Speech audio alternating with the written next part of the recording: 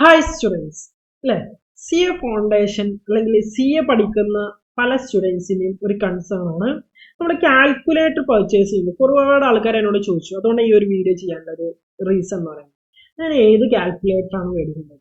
Okay, yes.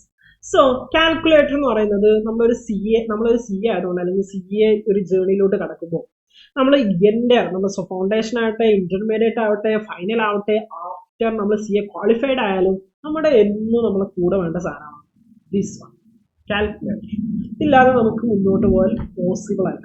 So നമുക്ക് through out calculator വേണം. Okay, yes. അപ്പൊ കാൽക്കുലേറ്റർ ചില എക്സാമിന് ചില കാൽക്കുലേറ്റർ ഒന്നും അലൗഡ് അല്ല. സോ ഏത് കാൽക്കുലേറ്റർ സെലക്ട് ചെയ്യണം എന്നുള്ള കാര്യങ്ങൾ നമ്മൾ ജസ്റ്റ് ഡിസ്കസ് ചെയ്യുന്നു.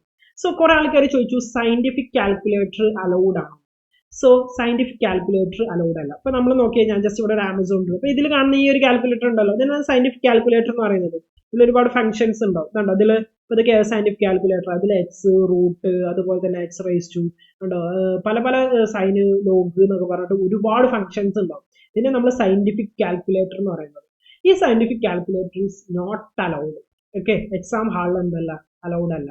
സോ അത് വലിയ വലിയ പെനാൽറ്റിയിലോട്ട് അഥവാ കൊണ്ടുപോയാൽ തന്നെ അത് എന്ത് ചെയ്യും, വലിയ വലിയ പെനാൽറ്റിയിലോട്ട് എക്സാമിന് ചാൻസ് ഉണ്ട്. ഒരു സീനാക്കാൻ വിചാരിച്ച സീനാക്കാം. ഓക്കെ, സോ അങ്ങനത്തെ കാൽക്കുലേറ്റർ എക്സാം ഹാളിലോട്ട് കൊണ്ടുവരുന്നത്. അതിലോട് ആക്ച്വലി നമുക്കറിയില്ല എന്നുണ്ടെങ്കിലും ആക്ച്വലി ആ കാൽക്കുലേറ്ററിൽ കുറെ എന്ത് ചെയ്യാൻ പറ്റും, ഇക്വേഷൻസ് ഇതൊക്കെ സ്റ്റോർ ചെയ്യാൻ പറ്റും.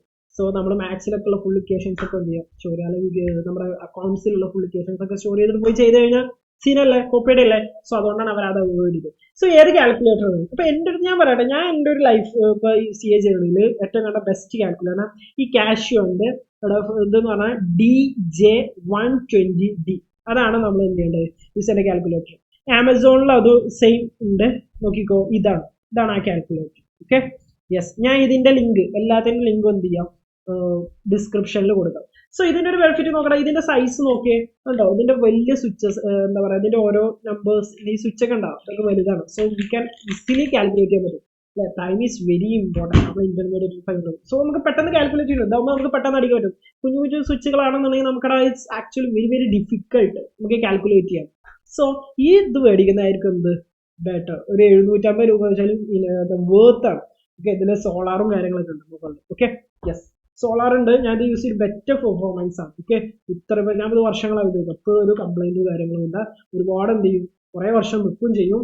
നമുക്ക് എന്ത് ചെയ്യാം. പിന്നെ ഒരു സി എസ് സ്റ്റാർട്ട് ചെയ്യുമ്പോൾ നിങ്ങൾ കാൽക്കുലേറ്റർ വെച്ചാൽ കാൽക്കുലേറ്റർ ഇനഫ് ആണ്. Okay, yes.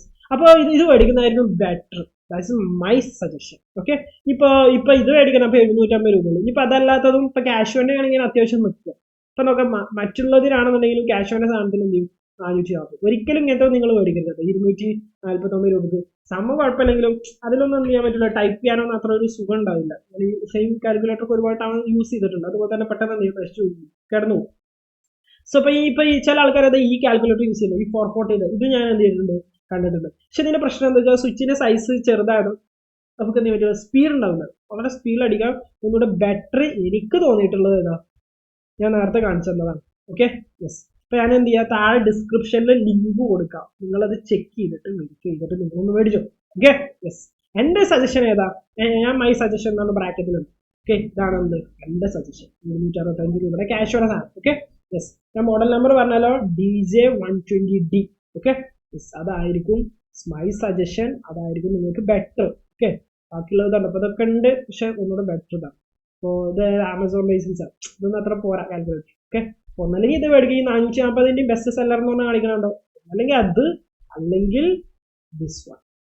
Okay, yes. കാരണം കാൽക്കുലേറ്റർ നമുക്ക് ത്രൂ ഔട്ട് ആവശ്യമാണ്. So better calculator. Okay, all the best. Okay, ഇപ്പൊ തന്നെ പോയി പർച്ചേസ് ചെയ്യും.